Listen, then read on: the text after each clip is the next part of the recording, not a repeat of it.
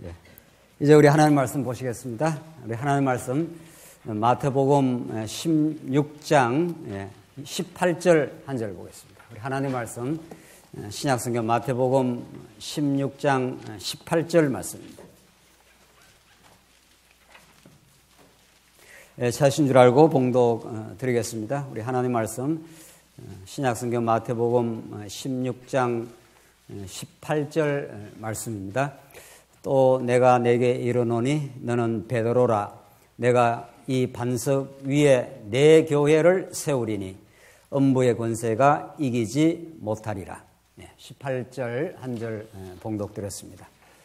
오늘 우리 2018년 연말을 맞이해서 우리가 교회가 새로운 발돋움을 우리가 꿈꾸고 하나님께서 그런 소원을 주셔서 우리가 전진해 가고 있는데, 우리 연말 우리 성경이 말하는 교회는 어떤 모습을 띠는가, 하나님께서 계획하시고 뜻하신 이 땅 위에 하나님의 나라, 신령한 하나님의 나라인 교회는 도대체 무엇이며, 그 성경적 교회란 도대체 무엇이며, 성경적 진리와 기준을 추구해가는 건강한 교회는 어떤 특징을 지니는가, 이런 주제를 가지고 10가지 항목, 10가지 특징을 성경에서 뽑아냈는데, 물론 뭐 10가지만 이것이 다다 이렇게 말할 수 없지만은 성경이 가르치는 교회관에 대해서 이렇게 한 10가지 정도의 항목을 뽑아내면은 우리가 적어도 성경이 가르치는 교회관에 대한 총체적인 이해를 할 수 있을 것으로 그렇게 보여집니다. 성경이 말하고 있는 교회, 또 성경의 진리의 공급함을 받는 정말 건강한 교회는 모든 하나님의 택한 백성들에게 주신 하나님이 그 기쁘신 뜻을 위하여 자기의 소원을 우리에게 주시고 그 소원을 행하게 하신다고 하는 그 말씀처럼 그런 간절한 하나님이 주신 소원이 있습니다. 이 땅에 우리를 던져진 목적이 우리 자신의 허탄한 욕망을 추구하여 자신의 이름을 내는 것에 있는 것도 아니고, 정말 7, 80년 우리 생이라는 것이 모세가 고백했던 것처럼 정말 한밤의 경점과도 같이 그냥 잠깐 지나가는 인생입니다. 이 창조로부터 태초의 종말에 이르는 그 장구하고 그 영원한 하나님의 경륜 가운데 여러분과 제가 이 땅에 던져진 것은 우리의 계획 가운데 던져진 것도 아니고 또 우리의 뜻대로 사라지는 것도 아니라 하나님의 작정하신 뜻 가운데 잠깐 우리 하나님을 배우고 갑니다. 그 하나님을 배우는 그 센터에, 그 중심에 그리스도가 직접 통치하는 하나님의 나라인 교회가 있습니다. 그 교회는 어떻게 성경에서 가르치고 있고 그 교회 생활이 얼마나 정말 놀라운 은혜 속에 있으며 교회를 통해서 어떤 하나님을 배워가는 것이 우리 교회 생활의 목적인가 하는 것을 우리가 성경을 통해서 늘 확인합니다만은 이번 특강을 통해서 새롭게 좀 깊이 있게 정리하는 것은 교회가 근간에 여러 일들을 많이 겪고 우리가 새롭게 전진하고자 하는 우리들에게 주신 하나님의 간절한 소원입니다. 하나님은 그 소원을 주시고 정말 복음적으로 성경적으로 건강한 교회, 강건해져가는 교회를 하나님께서 그런 소원을 주셨고, 또 우리가 그 소원을 따라서 하나님이 우리 안에서 일하시고 또 행하게 하실 것입니다. 목차를 보시면은 서론에서 문제 제기를 했고 10가지 항목이 정말 성경이 가르치는 건강한 교회의 특징이다. 성경이 가르치는 건강한 교회의 특징이 우리가 만들어내는 게 아니라 하나님이 놀라운 계시의 말씀과 진리의 깨달음을 통해서 우리에게 주시는 선물이고, 그것을 10가지 항목으로 정리를 했는데 쭉 보시고 오늘 1강 본격적인 강의를 들어가겠습니다. 첫째는 우리 교회가 우리가 이 장구한 역사 가운데 태초로부터 종말이기까지, 그리고 예수님 오신 이후 2000년 교회사에서 뭐 얼마나 우리가 100년을 더 이상 못 살지 않습니까? 잠시 던져지는데 오늘 우리가 이렇게 교회 생활을 하는 이것이 다다라든가 또 오늘 우리가 하는 것을 너무 절대화한다든가 이런 것은 하나님만이 영원을 경륜하시고 절대적인 기준을 갖고 있기 때문에 우리는 하루아침에 이 교회가 형성된 게 아니지 않습니까? 우리 한 지역교회인 우리 장안중앙이뿐만 아니라 어떤 이 땅의 교회도 그 전에 무슨 역사의 계기가 있었고 복음이 이 땅에 전파되었고 또 수많은 우리 한국교회의 믿음의 선전들이 자기 목숨을 지불하는 순교적 삶을 통해서 이 성경이 우리에게 전달되었고 또 그것을 깨달아가는 그 역사가 있어 왔지 않습니까? 그런 어떤 역사의 그 흐름 속에서 우리가 탄생을 했고 이 교회도 시작이 되었고 앞으로 역사 가운데 지속이 되겠죠. 그런 그 역사적 안목이라는 건 너무도 중요합니다. 그런 역사적 안목을 우리 가질 때라야 역사를 경륜하시고 우리 교회의 역사를 지금 주관하시는 하나님에 대한 건강하고 균형 잡힌 진리를 깨달을 수가 있죠. 두 번째, 확고한 성경적 신학적 기준이 있는 교회. 두 번째 기준은 뭐 우리 마음대로 어떻게 우리의 생각나는 대로 교회를 세워가는 것이 아니라 하나님께서 주신 확고부동한 성경적이고 신학적 기준이 있다는 겁니다. 교회가 추구하게 되는 이건 나의 생각, 너의 생각, 그의 생각이 아니라 하나님께서 객관적으로 하나님이 당신이 어떤 분이고 당신이 뜻하시는 교회는 이러이러한 과정과 목적을 가지고 이 땅에 실현해 가신다 하는 그런 뭐 애매모호한 그런 기준이 아니라 분명하고 확실한 기준이 있습니다. 교회의 목적에 대해서도 분명하게 기록이 되어 있고 그래서 그런 확고한 성경적 신학적 기준이 있는 교회가 우리는 건강한 교회라는 거죠. 세 번째, 그런 그 성경 진리를 가르치고 배우는 것을 굉장히 즐겨하는 교회, 그걸 아주 즐거움으로 삼는 교회, 그것이 교회가 건강하다는 세 번째 특징입니다. 성경 말씀은 무슨 세상의 이론이 아니라 생명의 말씀이고 너무도 우리에게는 자유를 선사하는, 우리는 죄악 가운데 늘 몸부림치고 탐욕에 시달리고 경쟁하고 시기하는 그런 죄악의 근성이 아직도 남아 있습니다. 그렇기 때문에 하나님의 복음을 들어야 마음에 평안이 찾아오고 감격하고 감사하고 너그러워지고 모든 매사가 정말 하나님의 뜻으로 받아들여지는 이런 그 진리의 깨달음, 그것은 오직 어떤 공자도 맹자도 누구도 그런 복음의 선물을 주지 않습니다. 따라서 하나님의 말씀 그것만이 우리에게 주는 놀라운 은혜의 선물인데 그것을 전하는 것도 즐거워하고 배우는 것도 즐거워한다는 겁니다. 어제 우리 세미나로 교사 선생님들이 참 정말 이렇게 모여서 세 분이 발표하고 했는데 하루 종일 했지 않습니까? 10시 반부터 거의 한 4시까지 굉장히 그 즐거운 시간입니다. 그것이 무슨 의무적으로 나와서 뭐 이렇게 교사니까 억지로 해야 된다 이러면은 그 뭐 한 6, 7시간 그 시간이 짧은 시간은 아니지 않습니까? 발표하고 나누고 토론하고 복음을 다시 깨닫고 그것을 우리 아이들한테 전달해 주는 것이 참으로 소중하고 그것을 우리는 천국 즐거움이라 합니다. 그러니까 하나님 말씀 우리가 전하는 것도 즐거운 일이고 우리가 함께 말씀을 듣고 그걸 아멘하고 진리라고 우리가 믿고 하는 이런 것이 굉장히 즐거운 활동입니다. 그러니까 그 활동을 의무적으로 하거나 억지로 한다는 건 굉장히 불행한 사태인 거죠. 그것이 우리가 성경의 그 성경적 교회 또 건강한 교회의 아주 뚜렷한 특징입니다. 그러니까 그렇지 않는 어떤 모습이 있다면 우리가 굉장히 아직 그 복음의 그 깨달음에서 멀리 떨어져 있구나 이렇게 보시면 되는 거예요. 네 번째, 더불어 성장하고 피차 훈련받는 교회입니다. 자, 혼자 말씀을 잘 깨달아서 신앙생활을 한다. 이런 법은 없다는 겁니다. 언제나 우리 하나님만이 홀로 거하시고 하나님만이 독차하시고 하나님만이 스스로 결정하면 그대로 무엇을 이루어 가십니다.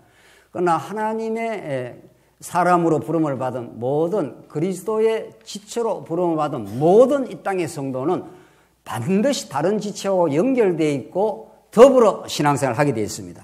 그래서 더불어 신앙을 성장을 추구하고 더불어 살아가면서 굉장히 훈련을 받게 되어 있습니다. 이건 이제 우리가 본격적으로 강의하면서 더 자세하게 심도 있게 다루겠습니다만은 더불어 살아간다는 것이 굉장히 즐거운 일이기도 하고 때로는 고난스러운 일이기도 합니다. 그 부분을 우리가 충분히 이해해야 교회 생활의 본질을 깨달을 수가 있습니다. 다섯 번째, 자신을 깊이 알고 다른 지체도 깊이 깊이 이해하는 교회. 이게 성경적 교회, 그리고 성경적으로 공급받는 아주 건강한 교회의 특징입니다. 하나님을 제대로 안다, 제대로 알아가고 있다 하는 건 자기를 제대로 아는 겁니다. 하나님 아는 지식과 자기 지식은 결코 분리되어 있지 않고 그건 자기의 신앙생활에 아주 결정적인 중요한 부분입니다. 그래서 자신을 깊이 알고 또 다른 지체에 대해서도 깊이 이해하는 것. 이것이 5번째 특징입니다. 6번째, 신앙 양심의 자유를 누리되 거룩한 질서가 있는 교회. 이건 이제 더불어 살아가면서 교회를 세워가는, 구체적인 교회를 세워가는 모습인데, 여러분과 저의 신앙 양심을 아무도 함부로 억어하거나 통제할 수 있는 그런 권한이 있는 사람 아무도 없습니다. 하나님만이 우리의 신앙의 모든 것을 쥐고 지금 통제하고 다스려가고 있는 거죠. 그래서 우리 모두는 우리 교회 생활하면서 누구한테라도 억압을 받을 이유도 없고 억압을 할 권리도 없습니다. 우리는. 그래서 완벽한 신앙 양심의 자유가 보장되어 있습니다. 그런데 그 자유가 미숙에서 성숙으로 전진하고 있고 성숙해 가면은 이제 거룩한 질서를 형성하게 되어 있습니다. 어린아이는 자기 자유를 육신의 기회로 삼지만은 성숙해 가는 성도는 다른 지체를 위해서 절제하고 언행을 다 조심하고 다른 지체에게 덕이 될 수 있도록 그렇게 해나갑니다. 그런 거룩한 질서가 있습니다. 이 부분은 실제 교회 생활하는데 아주 중요한 부분. 그러니까 앞에서 뒤로 점점 가면서 아주 구체적인 우리 교회 생활의 실제 부분까지를 터치를 하겠습니다. 7번째, 신령한 교회를 바라보되 지역교회를 중시하는 교회. 교회는 오늘 우리가 모인 게 지역교회입니다. 오늘 이렇게 시 공간의 제한을 받는 우리 육체를 가지고 있기 때문에 우리는 오늘 이 자리에 있으면은 오늘 우리가 일본 동경교회 못 갑니다. 우리 몸이 하나이기 때문에. 그러니까 우리 몸이 있는 그 교회를 지역교회라 하고 지역교회를 우리는 굉장히 사랑하고 지역교회에서 우리는 하나님을 배워가고 지체를 섬기는 법을 우리가 배워갑니다. 그러나 이 지역교회가 교회의 궁극적 본질은 아닌 거죠. 그래서 신령한 교회, 보편적 교회, 우주 가운데 예수 그리스도가 통치한 하나의 신령한 교회가 있습니다. 그러니까 중국에 있는 교회, 인도에 있는 우리 성도들, 우리 모두가 하나인 교회입니다. 그러니까 그런 신령하고 보편적인 차원의 교회관도 가져야 하고 또 우리가 몸을 가지고 있기 때문에 우리 몸을 우리가 담고 있는 우리 지역교회도 아주 소중합니다. 그 둘 다의 올바른 균형 감각이 필요한 거죠. 8번째입니다. 자유롭게 논의하되 회의 결과를 존중하는 교회. 이건 아주 정말 구체적인 우리가 하나님의 뜻을 추구하는 겁니다. 우리는 누구라도 성도님들이 자유로운 의견을 개진할 수가 있습니다. 우리는 하나님 앞에서 진리를 깨달아가고 있는 사람이고 그 자유로운 의견을 누구나 묵살하거나 억압하거나 통제할 수 없습니다. 그래서 우리는 구체적인 하나님의 나라를 이루어갈 때 모든 의사결정은 회의라는 방식을 통과합니다. 운영회도 하고 뭐 재직회도 하게 될 것이고 속회도 하고 이렇게 합니다.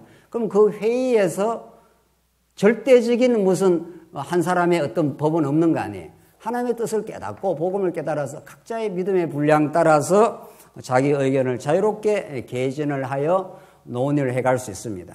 그러나 그것이 어떤 논의 과정을 거쳐서 회의 결과가 이루어졌을 때는 거기에 성복할 줄 아는 참 성숙한 신앙이 필요한 거죠. 그래야 그 교회가 하나가 될 수 있는 거죠.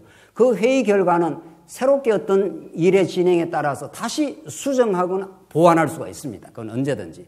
하나님 말씀 외에는 언제든지 더 개선할 수 있고 또 성숙한 방향으로 할 수가 있는 겁니다.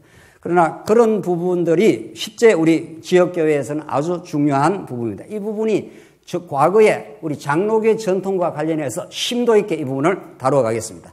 9번째, 지도자를 존중하되 약한 지체를 섬기는 교회.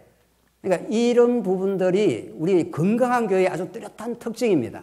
하나님께서 교회의 지도자를 세웁니다. 그 지도자가 좀 부족할 수도 있고 그게 목사가 될 수도 있고 우리 장로님이 될 수도 있고 우리 권사님이 될 수도 있는 거죠. 교회의 어떤 교사가 될 수도 있고 다 우리 영혼들을 가이드하고 인도하는 지도자입니다. 하나님이 세웠다고 믿는 거죠. 오늘 지금 10가지 모든 주제는 하나의 방법론이 아니라 하나님이 이렇게 해 가신다는 걸 배워가는 주제들입니다. 그러니까 어떤 지도자가 세워지면은 지도자를 비평하고 비판해버리면은 그 모임 자체가 근본적으로 흔들리는 거죠. 그 지도자 부족할 수도 있고, 지도자가 좀 미숙할 수도 있지만, 이미 그렇게 하나님께 세워졌을 때는, 또 무슨 투표를 통해서 세워졌을 때는, 그걸 존중하는 마음, 그게 성숙한 태도입니다. 그리고 지도자에게 좋은 영향을 주어서 지도자가 더 성숙해 가면 되는 거죠. 어떤 지도자도 완벽하고 어떤 그 의사결정에 절대적인 그런 지도자는 없습니다.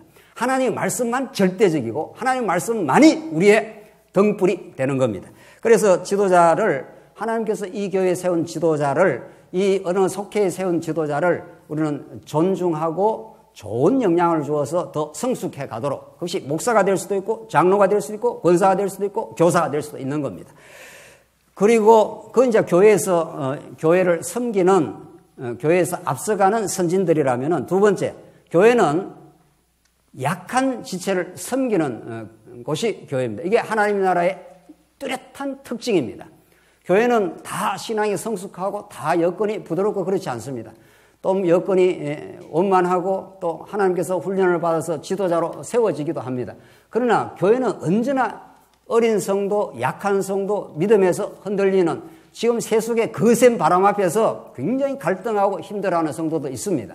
그런 성도를 먼저 된 지도자가 그 성도를 돌봐주고 붙들어주고 섬기는 정신으로, 이게 진짜 건강한 교회의 9번째 특징입니다. 10번째, 복음 전파에 열정적인 교회, 즉 선교적 마음이 있는 교회입니다. 교회는 우리끼리 잘 누리고 행복하고 우리끼리 그렇게 지내는 세속적 단체가 아닙니다. 이것은 동호인 단체가 아닙니다. 동호인은 자기들끼리 모여서 자기들끼리 좋아하고 자기들끼리 모든 재원과 모든 자원을 자기를 위해서 소비를 하는 공간이 세속적 동호회입니다. 그러나 하나님의 나라인 교회는 하나님의 풍성한 은혜 속에 우리가 복음의 감격을 가지고 진짜 내가 스스로 복음 안에서 누리고 행복하다면은 이 복음이 우리 안에 머물러 있을 수 없다고 그렇게 느낍니다. 그래서 이 복음이 땅끝을 향해서 이 지방에 있는 여러 성도들을 향해서, 해외에서 말씀을 갈급하는 성도를 향해서 간절한 기도가 나오고 그것이 점점 차고 넘쳐갈 겁니다. 그래서 선교적 마음은 그 교회가 건강하냐 병이 드느냐를 결정적으로 이렇게 판가름하는 중요한 기준이 될 겁니다. 자, 10가지 이 항목이 성경 전체에서 우리가 이렇게 추출해서 이런 특징이 살아나는 교회는 건강한 교회라고 우리가 할 수 있고, 이런 10가지 특징이 자꾸 쇠퇴되거나 그것이 비틀거리거나 이러면은 이것이 병이 많이 들었구나, 이렇게 우리 스스로가, 우리 교회가 자각을 하면 되는 겁니다. 그렇게 하고 우리가 병든 부분은 이제 하나님께서 기도하고 더 건강해지기를. 그래서 병들었다 건강하다는 큰 차이입니다. 여러분과 제가 어떤 병이 든다 보십시다. 어떤 심각한 병이 들면은 전혀 몸이 기능 발휘를 못합니다. 그 병이 회복될 때까지는 요양의 시간이 필요하고 하나님께 도움을 구하는 기간이 필요할 것입니다. 우리가 건강하다는 것은, 굉장히 강건하다는 것은, 몸이 건강하다는 것은 에너지가 펄펄 넘치게 돼 있고, 그 건강한 사람이라야 아주 활동적으로 다른 지체를 위해서 섬긴다든가 모든 것이 활동적이기 때문에 이게 영적 건강인 거죠. 우리 성경이 말하는 것은 정말 생명의 말씀에 늘 부착해 있고 말씀의 공급이 우리 영혼을 살리고 있고, 그렇게 되므로 우리 지체들을 섬겨가자는 강건한 교회, 그래서 땅끝으로 복음이 전파되기를 강렬하게 소원하는 교회, 이것은 여러분과 저의 참다운 행복이고 예수 그리스도를 누리는 것이고 하나님 나라를 누리는 것입니다. 그래서 이제 우리가 이제 10강을 하나하나 차근차근 이 특징이 정말 우리 안에 있는지, 우리 교회에 있는지를 점검하고 기도하고 우리가 더 말씀 중심으로 전진하기를 그렇게 바랍니다. 자, 이 10강을 이제 해가는 이제 서론을 한번 보십시다. 2페이지에 서론 보시면은 우리가 질문을 그렇게 던졌지 않습니까? 성경적 교회는 무엇이며 하는 것은 성경적 교회의 본질을 묻는 겁니다. 정말 성경적 교회의 그 본질이 무엇이냐? 성경이 뭐라고 교회를 지금 지칭하고 그렇게 가르치고 있느냐? 이런 그 본질에 관한 문제고, 두 번째, 건강한 교회는 어떤 특징을 가지느냐? 그럼 본질을 추구하는 교회는 이 10가지 특징이 이렇게 살아나게 되어 있습니다. 10가지 특징이 반드시 그렇게 되어 있습니다. 이 10가지 특징이 뭐 아무렇게나 이렇게 정리한 게 아니라 성경 전체를 통해서 또 신학적 조망을 통해서 또 우리가 소중히 여기는 성경 신학적 안목을 통해서 그 총체적으로 정리하고 압축해서 지금 10가지로 지금 뽑아놨기 때문에 우리가 점점 강건해진다 하면 이 10가지 특징이 잘 이렇게 살아나게 될 것입니다. 그래서 그건 우리한테 너무도 중요한 겁니다. 자, 우선 먼저 성경적 교회란 무엇인가? 그 본질에 대해서 이렇게 정리를, 에베소서가 정리를 하고 있습니다. 하나님의 영원한 작정 혹은 예정에 의해 그리스도의 구속, 성령의 인치심으로 말미암아 부르심을 받아 우리가 그런 삼위 하나님의 하시는 사역에 의해서 우리가 부름받은 사람들입니다. 그래서 우리가 교회 구성원이 되겠다 이렇게 무슨 결단했거나 판단했거나 이런 게 전혀 없다는 거죠. 그러니까 그분으로부터 시작이 된 거죠. 그분이 예정하시고 그분이 당신의 아들 예수 그리스도를 십자가에 못 박아 죽이시고 이 구속 사건입니다. 그리고 약속대로 성령이 찾아오셔서 여러분과 저를 영혼을 불러낸 겁니다. 이렇게 에클레시아 하는 것이 밖으로 이렇게 불러내었다. 어두움에 빠져있는 죄악 가운데 빠져있는 우리를 성령께서 이렇게 불러내어서 이렇게 그리스도의 지체가 된 거죠. 그렇게 왜 그렇게 했느냐 하면은 그것이 하나님의 은혜의 영광을 찬송하되 언제나 그리스도가 머리 통치자가 되는 몸된 교회라. 성경 에베소서가 정확하게 이걸 규정하고 있습니다. 교회의 본질을 뭐 조금도 빈틈이 없는 거죠. 이 정의에는 이 본질적 정의에는 이걸 그대로 우리가 믿어지고 또 심화되면 되는 겁니다. 구약으로 말하면 하나님께서 3대 언약, 하나님 나라에 관한 언약을 아담에게 주시고 둘째 아담을 통해서 하나님 나라를 이루겠다 이런 뜻입니다. 둘째 아담 예수 그리스도가 지금도 살아계셔서 교회의 지금 머리가 돼서 지금 통치하고 그 하나님 나라를 이루어 여호와 하나님을 찬양하도록 여호와 하나님의 영광을 드러내겠다 이런 뜻이죠. 자, 오늘 봉독드린 마태복음 16장 18절이 그걸 아주 압축적으로 말하고 있는데 또 내가 내게 이르노니 너는 베드로라 내가 이 반석 위에 내 교회를 세우리니 엄부의 권세가 이기지 못하리라. 이게 복음서에는 교회라는 용어가 몇 번 안 나옵니다. 정말 이 마태복음에서 예수님의 왕직을 설명하는 이 자리인데 내가 그랬지 않습니까? 베드로가 정말 놀라운 신앙 고백을 그 앞에서 하지 않습니까? 우리가 잘 너는 나를 누구라 하느냐? 이게 예수님이 우리에게 던지는 가장 심각하고 절박한 질문입니다. 너희들은 나를 누구라 하느냐? 뭐 예레미야라 합디다, 뭐 선지자라 합디다, 어쩌고 저쩌고 그 당대 사람들 그랬잖아요. 너희는 나를 누구라 하느냐? 그래서 우리는 예수님 앞에 서 있고 예수님 앞에서 우리는 고백을 하는 존재인데 주는 그리스도시요. 이 말은 어마어마한 고백입니다. 당신이 왕이십니다. 나는 당신에 의해서 모든 것이 결정되고 당신이 나를 죽게도 하시고 살게도 하시고 가난하게도 하고 부유하게도 하고 고난 가운데 넣기도 하고 고난에서 건져내시기도 하시는 왕이십니다. 이런 말 아닙니까? 그 고백이 무슨 남의 고백도 아니고 그냥 되는 대로 하는 고백도 아닙니다. 우리의 전 인격을 담아서 내 생명을 담아서 정말 하나님께서 우리에게 깨닫게 하시는 진리의 고백이라면 그렇게 고백을 하고 그렇게 항복을 하는 겁니다. 하나님 맞습니다. 당신이 나의 주관자요 통치자입니다. 그러니까 그 고백을 진정으로 우리가 했다면 진정한 평화가 올 것입니다. 당신 뜻대로 하시옵소서 이렇게 되는 거죠. 내가 이 땅에 천대를 받아도 하나님의 뜻이고 내가 이 땅에서 존귀함을 받아도 하나님의 뜻입니다. 이 고백을 했습니다. 그래서 예수님이 베드로에게 뭐라고 하는가 하면 이 고백이 너가 혈육인 너가 그걸 알아서 한 게 아니라 하나님께서 그 고백을 하게 하셨다. 예수님이 하셨지 않습니까? 그 말씀을 하시고 오늘 본문이 있는 거죠. 내가 너에게 이르노니 너는 베드로라 반석이라 진리의 반석이라. 베드로 인간 자체가 반석이라는 뜻이 아니라 베드로 속에 담겨진 진리 주는 그리스도시요 살아계신 하나님의 아들입니다. 이게 진리 고백이고 그게 반석입니다. 오늘 우리 교회도 그 반석 위에 서 있습니다. 어떤 누구의 인간적 권위나 인간적 열심 위에 서 있는 게 아니라 그 진리 반석 위에 서 있는 거죠. 그래서 너는 베드로라 내가 했지 않습니까? 이건 뭐 아무리 강조해도 다함이 없습니다. 내가, 예수님이 이런 말이죠. 이 반석 위에, 이 진리 고백 위에 내 교회를 세우리니. 너무도 이게 강력하고 놀라운 말씀입니다. 네. 어느 목사의 교회도 아니고 어느 누구누구의 교회도 아닙니다. 이 교회는. 내가 반석 위에, 베드로라는 이 반석 위에, 그 진리 위에, 진리터 위에 진리가 진리답게 증거하지 않으면은 교회가 세워지는 게 아니고 사람의 어떤 공로가 세워지는 거죠. 그래서 이 반석 위에만 내 교회를 세우리니. 이게 그리스도의 교회입니다. 이 교회가. 아무도 주권이 없습니다. 우리는 순종할 수밖에 없는 순종의 권한이 있다면 그 권한밖에 없는 거죠. 하나님이 이렇게 하라면 하시고 저렇게 하면 하는 것뿐입니다. 그래서 음부의 권세가 이기지 못하리라. 어떤 지옥 권세도 이 교회를 잡아삼키지 못한다. 예.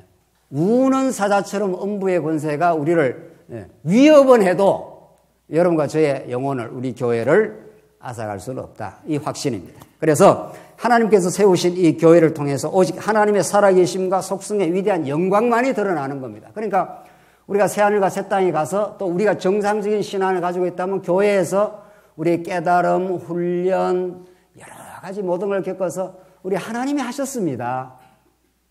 하나님이 놀라우신 분입니다. 당신이 살아계시고 그리스도를 보내주셔서 우리의 머리가 되어주셔서 우리를 지금 통치하고 계십니다. 여러분의 속회, 여러분의 모든 지역, 지구 모임, 속회 모임, 우리 교회 전체의 모임, 거기에서 딱 한 목적만을 우리가 깨닫고 노래 부르는 것, 정말 하나님 살아계신다고. 우리를 허물과 죄로 죽었던 우리를, 그래서 에클레시아니까 밖으로 이렇게 끄집어낸 하나님의 은혜의 영광이 있다고. 당신의 능력의 말씀으로만 우리가 이렇게 성장하고 있습니다. 하나님 붙여준 우리 지체들과 잘 훈련받으면서 정말 깎이고 깎여 나가겠습니다. 그래서 그리스도의 형상만이 우리에게 드러나길 바랍니다. 이게 우리 교회가 세워져가는 과정에서 우리는 깨닫는 것입니다. 그래서 오늘 지금 이렇게 우리가 성경적으로 정의한 성경적 전이와 교회에 대한 성경적 전이와 본질을 따르는 건강한 교회의 특징이 있다는 겁니다. 자, 오늘 우리가 건강한 교회의 특징을 이야기하는 것은 보십시다. 이 성경적 교회의 그 본질에 대해서는 확실하게 정의 내렸지 않습니까?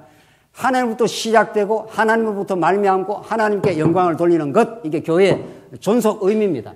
그러면 하나님께서 이 땅에 우리를 두시고 자꾸 말씀을 공급하게 하시는 것은 우리가 강건하고 건강하고 성장한 교회가 되도록 하나님께 이 땅에 우리를 두신 건 아니겠습니까? 그 성장의 과정에 우리 광야 같은 세월을 통과하고 있습니다. 그러니까 여러분과 저에게 이루어지는 세상의 어떤 일도 우리 영혼에 부정적인 게 절대로 없습니다. 이걸 정말 믿어줘야 되는데.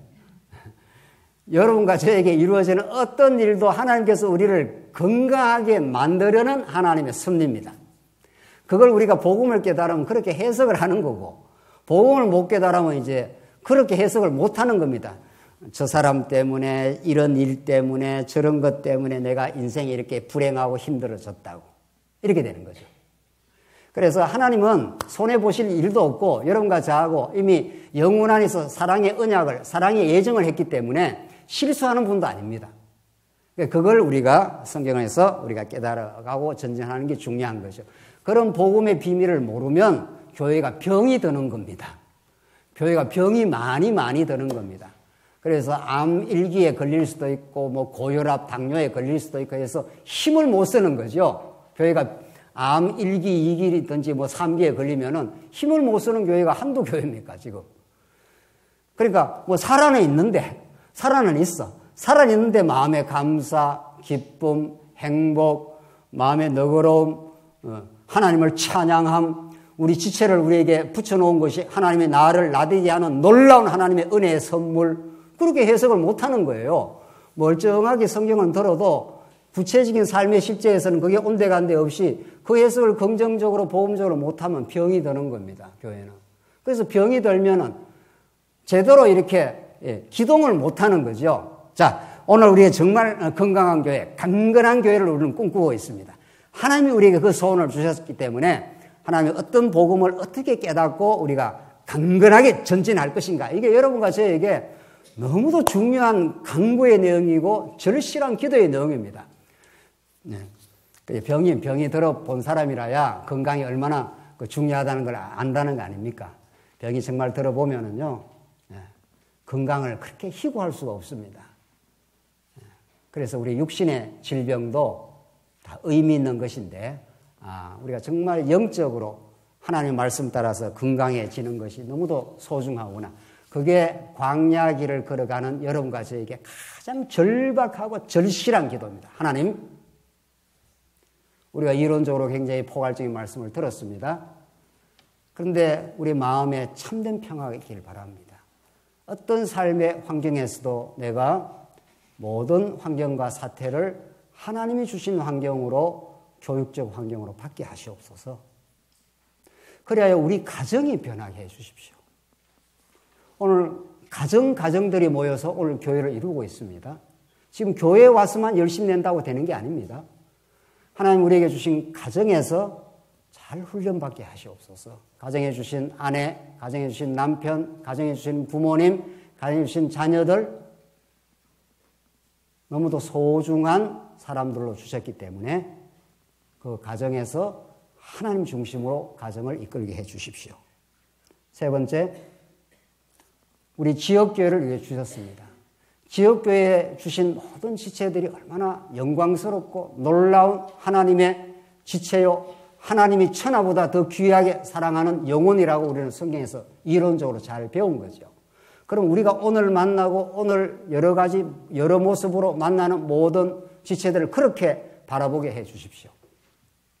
그래서 내 마음의 걸림이나 내 마음의 차별이나 내 마음의 복잡한 생각들이 정리화되어서 천국을 누리게 해 주십시오.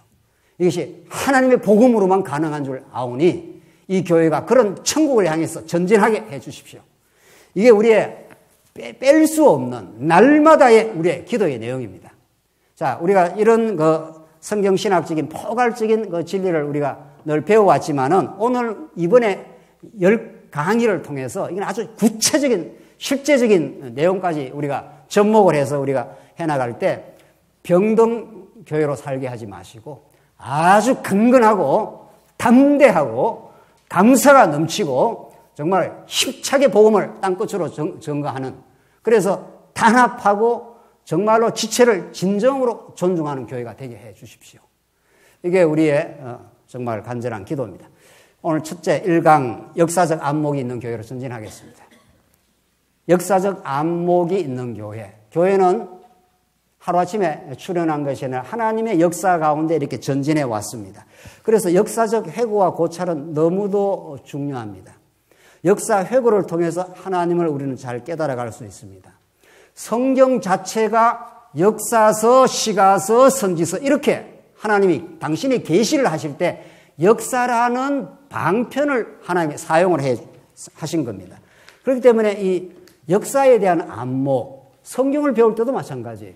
아브라함, 이삭, 야곱, 모세, 다윗 이런 쭉 역사적 지평이 성경에 쫙 열려가면서 하나님이 역사 가운데 언약을 이루어 가십니다. 그렇기 때문에 이 역사라는 것은 동물이 가질 수 없는 하나님 주시는 선물입니다. 역사라는 의식 자체가. 동물은 역사 의식이 없습니다.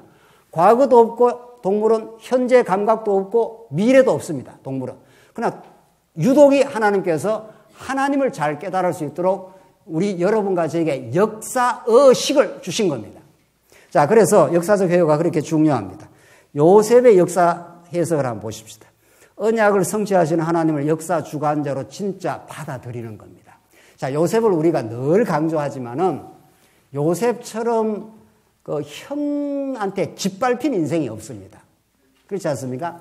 아버지의 사랑을 좀 받았는 건 뭐 좀 시기가 날 만한 근거는 되지만 그렇다고 해서 죽여버리려고 했지 않습니까? 그러니까 요셉처럼 인생사에서 고통과 고난을 겪은 인생도 없는 겁니다. 그런데 요셉에게 하나님께서 과거 역사를 하나님의 관점으로 해석할 수 있는 신령한 지혜를 주신 겁니다. 이건 놀라운 하나님의 선물입니다. 우리 인생이 사람들과의 관계 속에서 가장 많이 고통을 겪습니다, 우리가. 그래서 많이 상처도 경험하고 어려움도 경험합니다, 우리가. 그런데 요셉은 뭐라고 형들을 만났습니다. 뭐라고 고백합니까? 나는 당신의 아우 요셉이니 당신들이 애굽의 판자라. 당신들이 나를 이곳에 팔았다고 근심하지 마소서. 한탄하지 마소서. 하나님이 생명을 구원하시려고 나를 당신들보다 먼저 보내셨나이다. 이 땅에 2년 동안 흉년이 들었으나 아직 5년은 밭갈이도 못하고 추수도 못할지라. 하나님이 큰 구원으로 당신들의 생명을 보존하고 당신들의 후손을 세상에 두시려고 나를 당신들보다 먼저 보내셨나니 그런즉 나를 이리로 보낸 이는 당신들이 아니요. 뭐라고 했습니까? 하나님이시라. 틀림없이 직접적으로는 형들이 이 고난의 땅으로 요셉을 팔아 넘긴 거죠. 이걸 어떻게 당신들이 아니요. 분명히 직접적으로는 그 형들이 요셉을 구덩이에다가 집어 던져서 죽이려고 하다가 차마 죽이지는 않고 애굽의 장사꾼들이 지나가니 그쪽으로 팔아는 거예요. 그 장면을 한번 상상을 해 보십시오. 이게 뭐 인간의 그 범죄, 사악함, 이건 뭐 이루 말할 수가 없습니다. 그게 인간입니다. 하나님의 은혜가 개입하자면 그 동생 아닙니까? 동생을 그렇게 잔인한 방식으로 취급합니다. 그거는 이 하나님의 은혜가 아니면 그것을 긍정적으로 해석 못 합니다. 절대로. 우리는 조그만한 거 이렇게 어려움을 겪어도 자기 마음 하나 이렇게 부드럽게 못 가지는 게 우리의 연약한 인생입니다. 조금만, 부부간에도 조금만 좀 서운한 소리를 들어도 오래 갑니다. 아주. 평생 갑니다. 때로는. 이 요셉이 이렇게 해석할 수가 없습니다. 인간적으로는 절대 할 수가 없습니다. 그래서 이 복음은 위대한 것입니다. 복음은 여러분과 제가 상상하기 어려운 상상을 훨씬 월등월등 초월하는 그 위대한 하늘로부터의 계시의 선물이고 영원을 약속하는 그것이 복음입니다. 그것이 십자가로 증명이 되었고 내가 십자가로 너희를 이렇게까지 사랑하겠다고 증명한 사건이고 모든 상처, 어려움, 죽음의 징조를 극복한 것이 부활의 사건입니다. 예수님 부활 안 했으면 우리는 여러분과 제가 새 생명, 새로운 해석, 새로운 새 땅과 새 하늘의 그 소망을 가질 수가 없습니다. 그러니까 땅에서 계속 밀고 당기고 하는 거죠. 네가 그랬지 이런 말이죠. 아주 인간은 무섭습니다. 무섭다기보다도 그만큼 연약합니다. 인간이. 그래서 그 연약한 우리 인간이 복음으로 우리가 치유되고 복음으로 우리가 새롭게 등장하기 시작하면은 그 모든 것이 하나님이 나를 나되게 하시려고 하나님이 우리 가족들을 구원하게 하시려고 이런 해석이 나오는 겁니다. 이 장난이 아닌 거죠. 정말. 그래서 기독교 역사 해석이라는 게 그렇게 중요합니다. 두 번째, 신명기 1장에서 4장. 역사는 하나님을 알게 하시는 것이 목적이라 합니다. 신명기 1장에서 4장이 과거 역사를 쭉 회고를 합니다. 호렙산 사건, 가데스 바냐에서 그렇게 불순종했던 사건, 하나님이 약속의 땅이 눈앞에 보이고 하나님이 다 약속했는데도 불구하고 열정탐꾼은 가서 전부 모세를 야, 이 모세야, 너가 우리를 이 광야에서 죽을 데가 없어 이 광야로 데리고 왔냐? 모세를 돌로 쳐 죽이려고 했습니다. 그런 인생들입니다. 그런 언약 백성들입니다. 그걸 모세가 다 하나하나 회고합니다. 너희들 이랬어. 이렇게 불순종했어. 그래도 약속대로 이 땅까지 왔어. 내가 반드시 내가 너희를 한 번 언약한 대로 한 번 사랑한다고 작정했기 때문에 그 불변의 사랑의 언약대로 내가 너희를 데려가겠다고. 홍해길 광야로 거꾸로 돌리고 헤스본 왕 시온 바산한 옥, 이건 또 무슨 사건입니까? 가는 길에 헤스본 왕 시온이라든가 바산한 옥이 가로막아 있어서 이스라엘 백성들이 너무도 고난길을 정말 그러나 하나님의 은혜로 잘 통과해 왔습니다. 대적들이 앞에 기다리고 있는 거예요. 내가 너희라고 싸울 생각이 없다고. 그러니 내가 마시는 물도 공짜로 마시지 않고 다 내가 대가 지불을 하니 우리 길만 좀 열어달라. 그런데 이 인간이죠. 헤스본 왕 시온이나 바산 왕 옥이 어떻게 나왔습니까? 아주 벌떼처럼 달라들어가서 이스라엘 백성을 공격하고 했습니다. 그래서 그들을 다 퇴폐를 시킵니다. 그걸 해석을 어떻게 하는가 하면 하나님께서 그들의 마음을 어떻게 했다고요? 네? 강팍하게 했다고 그럽니다. 그러니까 이스라엘 백성들이 불순종하게 되는 것도, 그래서 40년 광야길을 고생길을 하는 것도, 또 이제 마지막에 헤스본 왕 시온이나 바산 왕 옥은 그냥 전쟁을 안 하려고 했는데 저쪽에서 어떻게 했습니까? 전쟁을 걸고 들어옵니다. 걸고 들어와서 대승리를 하게 된 겁니다. 자, 이런 모든 이스라엘 과거의 역사는 하나님 한 분을 가르쳐 주려고 그랬다. 그게 역사의 의미입니다. 모든 역사 철학자들, 역사학자들, 역사의 목적은 이러쿵 저러쿵 아무리 해도 역사의 답이 없습니다. 역사가 해겔 같은 사람은 변정법적으로 정반합을 통해서 진보한다. 다 거짓말입니다. 오늘 본문이 정가하는 대로 3페이지 보십시다. 이것을 내게 나타내심은 신명기 4장에 여호와는 하나님이시요 그 외에는 다른 신이 없음을 내게 알게 하려 하심이라. 이 역사의 목적입니다. 딱 역사 하나의 목적을 가지고 그 목적을 우리가 기억하면, 하나님이 기억하게 하시면, 짜카르라고 하는 히브리에서 구약에서 여호와 다음으로 중요한 그 용어, 하나님을 기억하게 해준다고 하는 그 기억이 나기 시작하면은 모든 역사가 긍정적으로 소화가 되는 겁니다. 형이 나를 죽이려고 구덩이에다 집어넣고 먼 땅으로 팔았는 것도 하나님이 우리를 구원해 내시고 하나님의 언약을 이루시는 정말 신실하시고 전능하신 하나님을 깨닫게 하려고 했습니다. 그래서 내가 이 땅에 어떤 겪은 일들도 다 하나님 앞으로 가는데, 하나님을 배우는데, 하나님을 의지하는데 전부 유익한 일입니다. 그래서 바울이 그걸 고백을 하지 않습니까?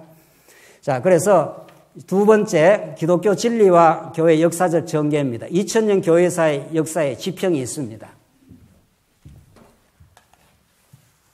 자, 오늘 우리가 21세기를 살아가는데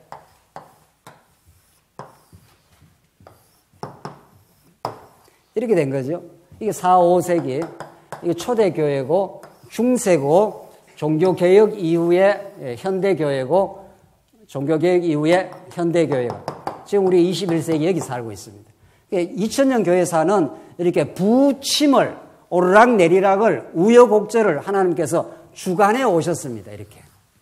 우리가 우리 마음대로 개혁을 해주는 것도 아니고, 우리 마음대로 타락하는 것도 아닙니다. 하나님이 한 시대 초대교회를 순수하게 만들면은 그 카타콤으로 지하 동굴로 그 신앙을 지키기 위해서 평생을 지하에도 삽니다.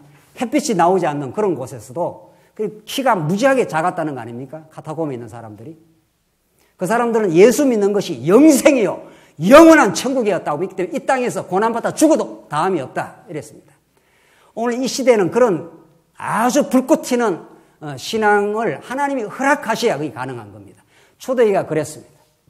그래서 우리 교회사를 공부하면은 우리 신앙이 너무 느슨한 겁니다. 가지고 보면은 우리 초대교회 16세기 종교개혁 이런 사람들은 다 목숨이 왔다 갔다 하는 그 순간에 목숨을 대가를 지불하고 예수를 믿었습니다. 그리고 예수 믿는 것을 예수 믿다가 고난받는 것, 예수 믿고 죽는 것이 영광으로 알았습니다.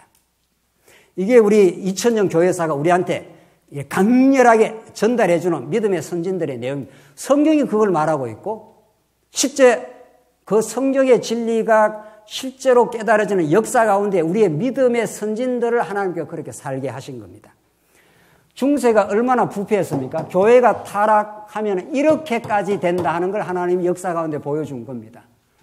로마 교황청의 로마 교황의 권세는 무소불입니다. 왕을 다 세웠다, 쥐락펴락할 뿐 아니라 타락으로 말하면 이루 말할 수도 없습니다.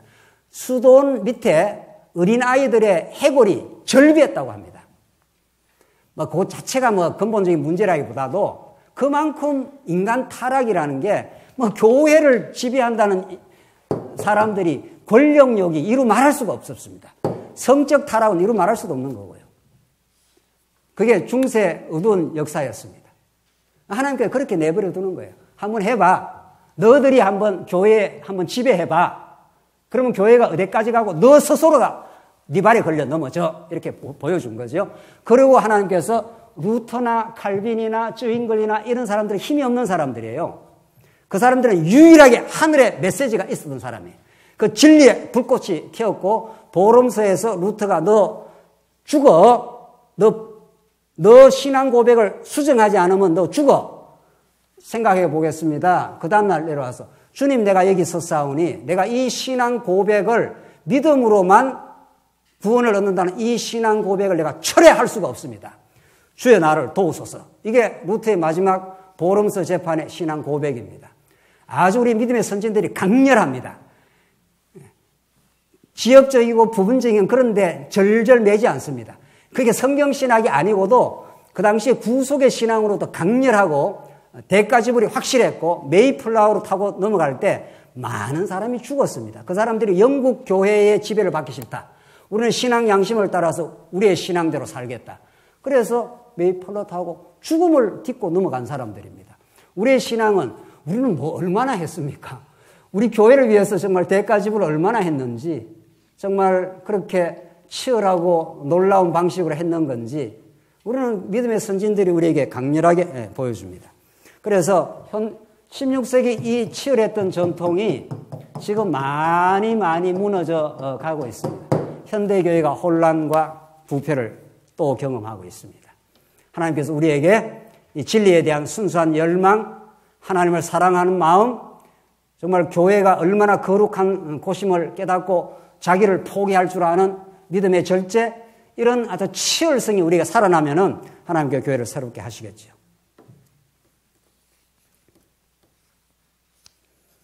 이런 역사적 안목이 결핍되면 2000년 교회사를 이렇게 섭리하시고 오늘 여기까지 왔습니다.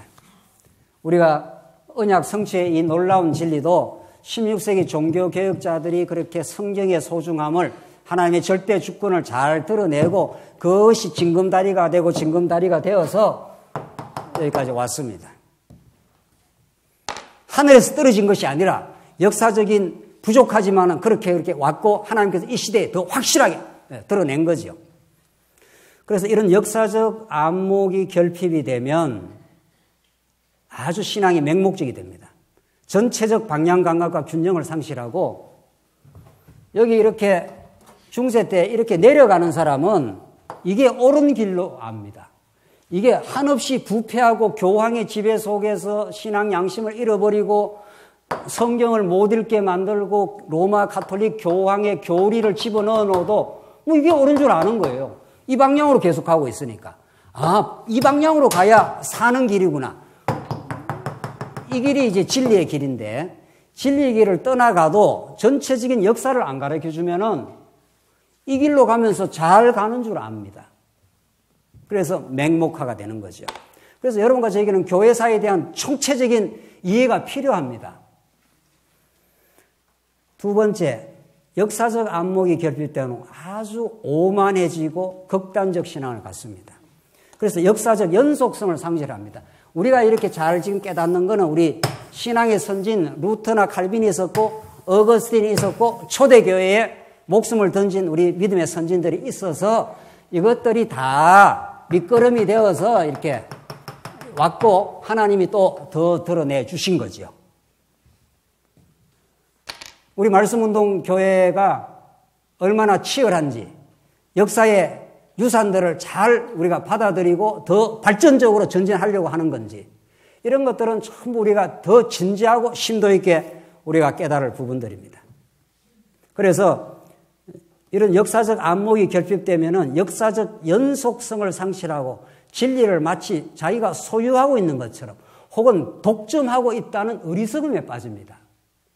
진리는 우리가 소유할 수 있는 대상이 아닙니다. 진리는 하나님 한 분이 진리입니다. 예수가 나는 길이요 진리요 생명이라 했지 않습니까? 그분이 내게 베풀어 주시는 선물입니다. 진리의 깨달음이라는 것은 내가 소유하거나 독점할 수가 없습니다. 감히 그런 말을 할 수가 없습니다. 하나님은 우리에게 은혜의 선물로 주셨고 우리의 믿음의 선진들의 수고와 피땀을 통해서 그들의 순교의 피 위에 교회가 개성되어 왔습니다. 이런 우리의 역사적 전망을 우리가 꼭 가질 이유가 있습니다. 우리 남은 거는 시간이 됐기 때문에 우리 다음 시간 조금 더 하고 우리 2강으로 우리 다음 시간 가겠습니다. 오늘 강의를 정리하자면 우리는 참으로 성경적 교회를 간절히 우리가 바랍니다. 그렇게 되면 우리는 진짜 이 땅 위에 이 고단한 광야길에서 하나님 나라를 우리가 진짜로 누릴 수가 있습니다. 그 하나님 나라를 진정으로 누리게 되는 성도는 이걸 나누고 싶습니다. 정말로 나누고 싶고 우리 지체들을 섬길 마음이 있습니다. 그것이 우리의 주신 놀라운 하나님의 기쁨이요 선물입니다. 이번 10강 내용을 통해서 우리가 하나하나 아주 구체적으로 우리가 잘 정돈되어 가므로 우리의 신앙에 우리 교회가 더 참으로 강건해지길 바랍니다. 기도하십시다. 자비하신 하나님 아버지 은혜를 감사합니다. 하나님 이 땅에 우리를 두신 그 유일한 목적을 우리가 잘 확인했습니다. 하나님 얼마나 능력 많으시고 얼마나 당신이 아니면 우리가 아무것도 아닌 존재임을 알게 하시고 은혜로 우리를 덮으시고 이렇게 교회의 지체가 되고 또 교회의 일꾼까지 되게 하셨습니다. 그 은혜를 더 깊이 깨달아 우리 교회가 강건하고 건강하게 하나님께서 세워주시옵소서. 그래야 땅끝으로 복음이 전파되는 일에 우리가 잘 쓰임받는 참다운 교회 되게 하시옵소서. 예수님 이름으로 기도하옵나이다. 아멘.